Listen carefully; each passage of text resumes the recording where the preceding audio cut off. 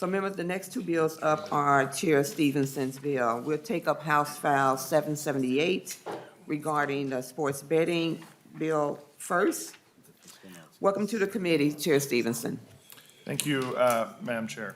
Vice Chair Olson, you have some motions? I do, Madam Chair. So I move that House File 778 be recommended for placement on the general register. And I also move the A13 amendment. Thank you. Chair Stevenson, please explain the A13 amendment. Thank you, Madam Chair. Members of the committee, the A13 amendment changes some appropriations language related to the regulation of sports betting. Essentially, it makes the bill entirely self-sufficient and pays for the regulation out of the underlying, the tax revenue generated by the bill. That was always the intent. As the bill was moving through committee, I always said that we would do 10% of the revenue would go towards that. But once we got a clear understanding of how much it would cost from the fiscal note, instead of doing a percent of the tax revenue, we're doing a fixed appropriation out of the special revenue account. With the fixed revenue, then we change the other allocations to percentages after taking the regulatory costs off the top. Okay, are there any questions on the 813 amendment? Seeing no questions, the 813 amendment is before us. All those in favor signify by saying aye. Aye. Those opposed say nay. The motion prevails and the amendment is adopted. Okay, so House File 778 as amended is before us. Please tell us about your bill with a focus on the fiscal impact. Well, thank you, Madam Chair. House File 778 legalizes sports betting in Minnesota. Many of you have seen this bill before because it has been well-traveled. I believe this is the 7th or 8th committee in the House to hear this bill. We've had excellent discussion as we've moved through committee. 31 states and Canada have now legalized sports betting, including all of the states that neighbor Minnesota. This is an idea whose time has come. My bill legalizes both brick and mortar sports betting and mobile sports betting. To put that in plain terms, that means that if this bill passes, Minnesotans will be able to travel to a brick and mortar sports betting lounge at any one of our tribal casinos, but they'll also be able to wager on sports through apps on their smartphones. It's worth noting that sports betting is already occurring in Minnesota right now, including mobile sports betting. It is very easy for any Minnesotan who wants to bet on sports in Minnesota. They're just doing it illegally through shady websites and digital workarounds. As my colleague and co-author, Representative Garofalo often says, what this bill is about is displacing a black market with a regulated legal market. And ensuring that we have protections for consumers and honestly deal with the very real side effects of gaming that we know are big factors. You know, most people can gamble responsibly as an amusement or a hobby, but for a small subset of people, it is a real problem and it can destroy lives. I've seen it in my day job as a prosecutor, seen people make terrible decisions. But we, instead of just trying to legislate out of that and say by fiat it's not legal and that's the way we'll solve the problem, we're trying to deal with it honestly. 50% of the tax revenue after accounting for regulation would go to problem gaming. That is by far the most money spent by any state on this issue. I take it really seriously, and the advocates who work in problem gaming can tell you that we've incorporated every suggestion that they've ever made into the bill. So the bill is, as I mentioned, from a fiscal perspective, entirely self-supporting. The tax revenue generated and the licensing fees, which I should note would be among the lowest in the country, both the tax rate and the licensing fees.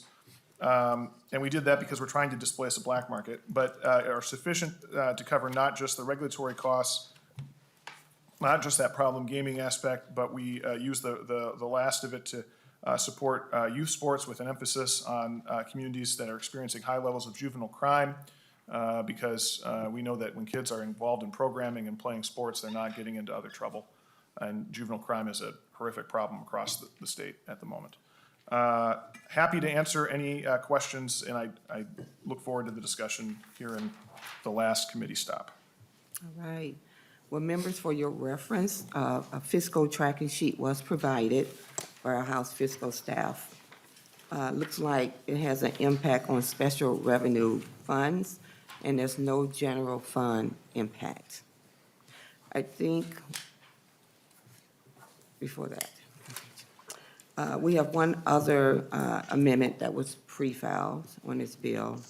Representative Miller, would you like to move your A11 amendment? Yeah, thank you, Madam Chair. I'd like to move the A11 amendment for consideration onto this bill.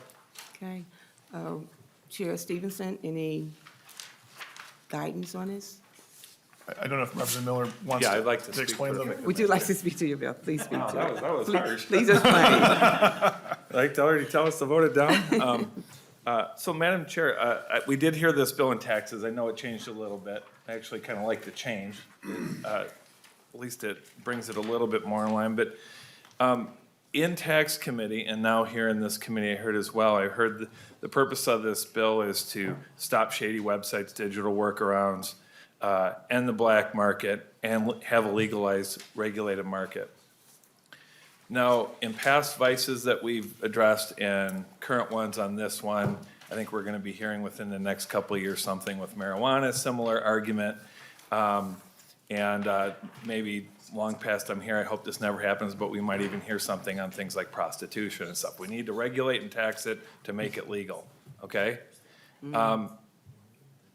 I was told in tax committee, we don't need to tax this, but we're going to, okay? And so in this, I hear, well, we're gonna tax it so that we can pay for all the problems that come out of this. But then I'm told, well, this isn't about taxes, this is about getting rid of a black market, a shady website, and digital workarounds. Well, then we can take the tax out of it. So all my amendment does is just say, go ahead and move forward with what you wanna do with this, but in a year with the surplus that we have, the last thing we need to do is to have another tax increase on something under the argument of everyone's doing it anyway. So I ask for people's support on this. All right. Chair Stevenson. Well, Madam Chair, Representative Miller, I understand where you're coming from. I am going to ask members to vote no. I'm glad you like the amendment that I put on the bill. This would undo it because the amendment I did before made the bill self-sufficient. Now, everything we need to pay for would have to be paid for out of the general fund. You know, I do want taxes low because a primary purpose of this is to defeat the black market. Another primary purpose of this bill is to be honest about what's happening in Minnesota and address it honestly. You know, as I mentioned, we have a huge black market in Minnesota. $2 billion in Minnesota every year is spent on this. And none of that money goes to problem gaming. It doesn't mean that people don't have a problem with gaming. They do, under our current system. So we need to be honest that this is a real problem that needs to be addressed. This bill addresses it. The status quo doesn't. And your bill would delete the funding for that, essentially, and force us to pay it, or your amendment would. So I would ask members to vote no on the amendment, but I understand the point. Madam Chair, one brief comment. Representative Miller. Thank you, Madam Chair. I will keep this to the purview of this committee on this. I'll anxiously discuss this further on the House floor about this, this black market that is out there clouding the state of Minnesota. So thank you. Thank you. Madam Chair. Representative Parabola. It's kind of voice well. Okay, just, Madam Chair, members, if I can state my opposition to the amendment, this would have the unintended consequence of actually subsidizing, legalizing sports gambling with this amendment. I don't think that's what the author intended to do, but that's what it would do. It would actually subsidize the creation of this market. It's the opposite of what we want to do. Thank you. Okay, any further questions to the 811 amendment? Seeing none, all those in favor of the motion say aye. Aye. All opposed say nay. No. So the motion does not prevail and the amendment is not adopted.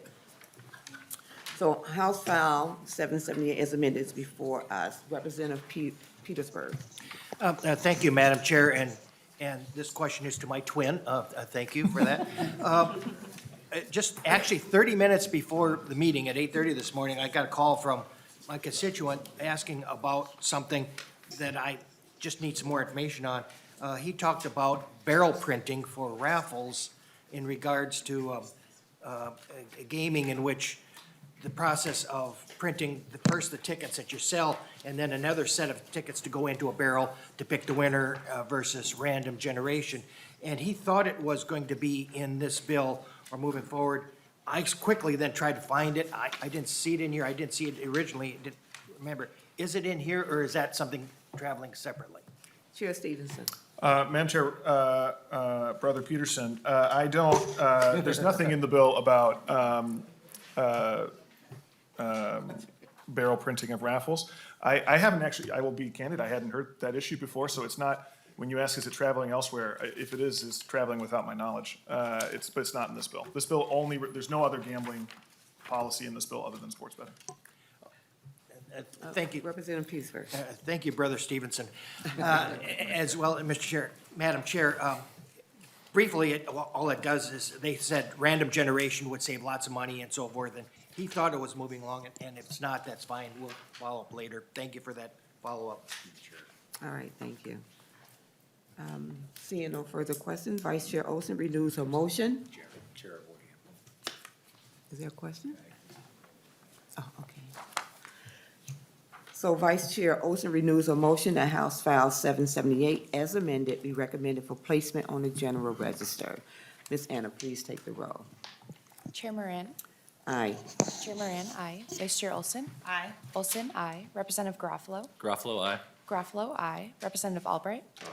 Albright, aye. Representative Becker Finn. Aye. Becker Finn, aye. Representative Bernardi. Aye. Bernardi, aye. Representative Eklund. Aye. Eklund, aye. Representative Hanson, excused. Representative Hassan. Aye. Hassan, aye. Representative Hertas, excused. Representative Hornstein, excused. Representative Johnson. No. Johnson, no. Representative Kresha, excused. Representative Liebling. Pass. Representative Lilly. Lily, aye. Lilly, aye. Representative Mariani, excused. Representative Marcourt. Aye. Marcourt, aye. Representative Miller. No. Miller, no. Representative Nash. Nash, no. Nash, no. Representative Nelson. Aye. Nelson, aye. Representative Noor. Representative O'Neill. O'Neill, no. O'Neill, no. Representative Pulowski. Pulowski, no. Pulowski, no. Representative Petersburg. No. Petersburg, no. Representative Pinto. Aye. Pinto, aye. Representative Schumacher. Schumacher, no. Schumacher, no. Representative Schultz. Aye. Schultz, aye. Representative Scott, excused. Representative Sundin. Aye. Sundin, aye. Representative Noor. Excused. Noor, excused. Madam Chair, that is 14 ayes and 7 nays. There have been 14 ayes and 7 nays. The motion prevails and House File 778 as amended is recommended for placement on the general register.